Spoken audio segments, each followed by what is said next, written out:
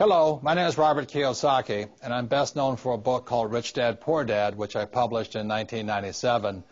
And it has been on the New York Times bestseller list and bestseller lists all over the world for, I think, nearly 7 years, which is, if I may say so myself, quite an accomplishment.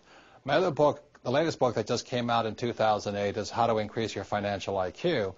And in these economic, volatile times, I really think increasing this, your number one asset, your IQ, is especially important today.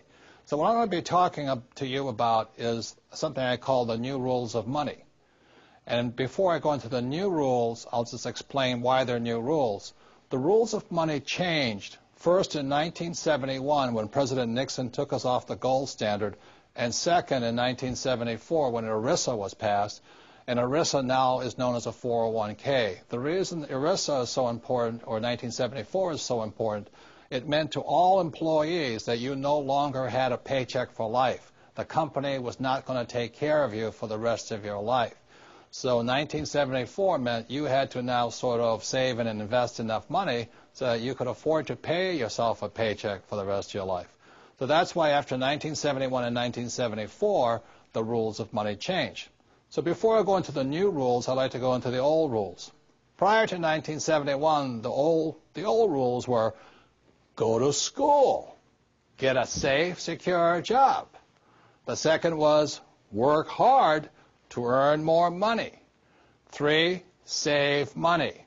4, buy a house. 5, get out of debt. 6, invest for the long term. And in most people's cases, they invest in mutual funds. And 7, diversify. So those are the old rules, and when I talk to even young people today, people under 20 years old, they still say the same thing. I'm going to school to get a safe, secure job. I'm going to work hard to make a lot of money. I'm going to save money. I'm going to buy a house. I'm going to get out of debt. I'm going to invest for the long term in mutual funds, and I'm going to diversify. Those are the old rules. What I'm going to go into today are the new rules, and again, the new rules came in after 1971 and 74. So let me talk about the new rules. Let's take this word here, school. Before 1971 and 1974, you could just go to school and get a job and all those types of things.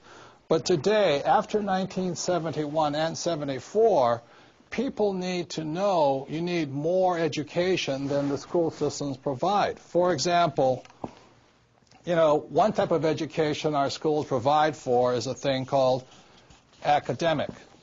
And I don't spell very well, so if I misspelled something, let me know. But academic means reading, writing, and arithmetic. That's very important. Rule number 2 you have to learn in school is professional.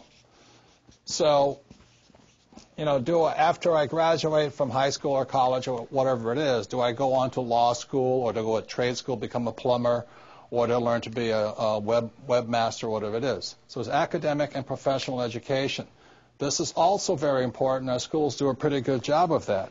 The third type of education that's important after 1971 and 74, the third is financial education. And this is why people are in financial trouble today. Because our school systems have very little, if any, financial education. And the only kind of financial education many school teachers are teaching kids is stuff they know, which is get a safe, secure job, work hard, save money, get out of debt, invest in a house, and invest in mutual funds. That is inadequate financial education today. And the Rich Dad Company is an educational company that provides financial education appropriate to these times. So that's the first set of new rules. The new rule is after 1971 and 74, we all need more financial education and invest in our greatest asset, our minds, or increasing our financial IQ. So the advantage I had in my life was my poor dad was an academic guy. He was a PhD, head of education. He's a great, great guy. I love him dearly. But as you know, since we don't teach much about financial education, people are in financial trouble today. And that's where my rich dad kicked in. My rich dad thought this was very important, and my poor dad thought this was very important. So that's the difference between rich dad and poor dad. And one more thing, the reason I apologize for my spelling is even though my dad was the head of education for the state of Hawaii, he had me as his son, which kept him humble. And I flunked out of high school twice because I could not spell. So I'm not very good academically. In fact, I'm not good to all of this stuff, but it's the combination of these three types of education that are essential today in this new economy, this new set of rules in the world.